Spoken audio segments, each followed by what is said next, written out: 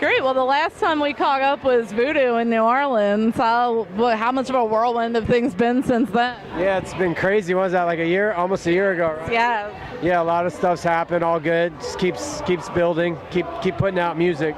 Absolutely. So what's it like to be part of such an eclectic festival like Made in America? I mean, it's so many different genres here.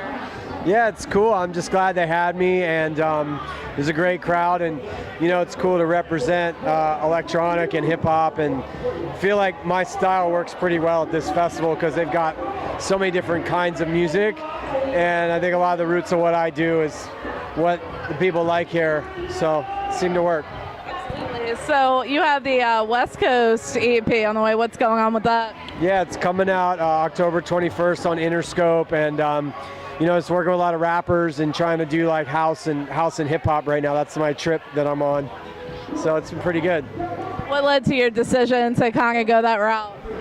I don't know. I did this song with YG, and it worked out pretty cool. And so then he introduced me to Ty Dolla $ign, and then that was even cooler. And then just more people coming in the studio and working with people that can rap and sing just takes it to the next level. I've never really done anything like that for my own music, and to be in the studio with people on that level, it's really I feel like it's the next evolution of where to go with the music. Absolutely. I feel like you're one artist that's never, afraid to be experimental and try something different and keep it fresh for audiences. I think that they're really hungry for that. Like, how important is that element for you? Yeah, I think that's the most important thing with DJing, is to be fresh and new. And I try to do, if everyone's doing one thing, I do something different.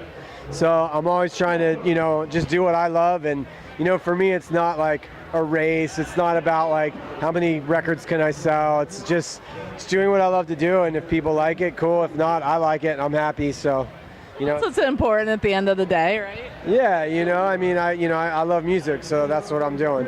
Absolutely. So being that you're an artist and a producer, and you run a company and everything, how hard is it to switch hats between everything? How do you keep it balanced?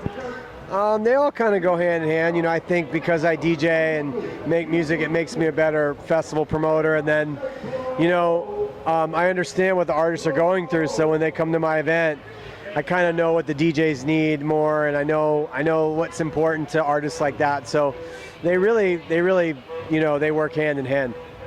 Absolutely. What's the most challenging aspect for you? I think producing the festival. You're dealing with so many people in the city and law enforcement, and there's so many unknowns and traffic, and it's brutal, but somebody's got to do it. So thank God I have a really good team, and yeah, producing large events is tough, but we're good at it. We got a good team, and everything runs smooth. But it's definitely, DJing's a lot more fun and easy. You just go have a drink and play some tunes, Absolutely. So have you learned over the years kind of what to expect from different crowds in different areas, like different places all over the world?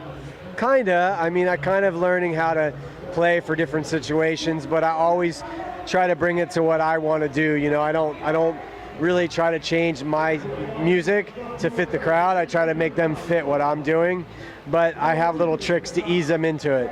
So the guys playing before me, the guys playing after me are a lot different. I kind of know little ways to get them into what I'm into. So, in what ways would you say that EDM music in general as a genre has changed the most over the years? Well, it just seems to get bigger. More and more people like this music, so it's just more accessible and there's more fans, so it just keeps growing. Absolutely. So, other than the EP coming out, what's next for you after Made in America? Well, I'm playing the Sunset Strip Music Festival in LA with Jane's Addiction and Empire of the Sun. And then I've got the Day of the Dead Festival, and my record's going to come out. And then I'm doing a Europe tour, Australia, Stereosonic, and then the 2 Holy Ships.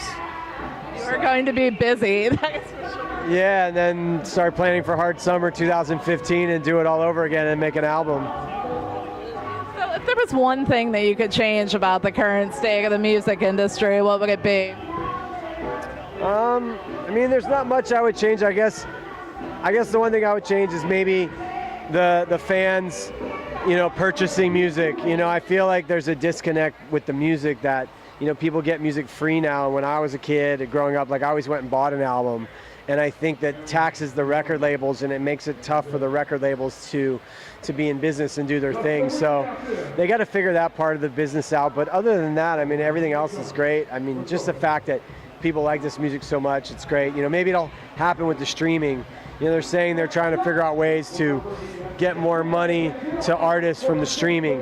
You know, but it's tough.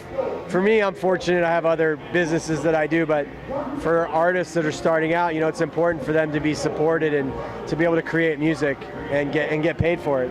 Absolutely, I agree with you. I feel like a lot of those other avenues, like they haven't found a way to calculate out even like, you know, what people are listening to, like when they're, like you said, those streaming songs or downloading them.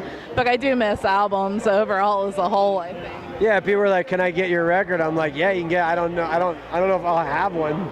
You can download it. It's kind of weird. I want to hold one. I want to have one." Absolutely. Like it's one of the things that I miss, though, is kind of like looking at liner notes and artwork and things like that. Like I feel like that's missing. Yeah, it's kind of a shame, but I guess it's 2014, so we'll figure it out. Absolutely. In what ways has social media been a big toll? Because I think that's been one of the major changes. Yeah, well, you know, it's kind of killed people buying the music, but it's enabled us to share it all around the world and tell people about our events. And so when one thing dies, another thing blossoms, and it's got to figure it out, you know? Absolutely. Well, even speaking as, you know, looking at EDM as a whole, do you think social media has kind of helped open that door? Yeah, 100%. Well, I want to thank you so much for taking a few minutes to speak with me. It's great to catch up. Thank you so much. Good to see you.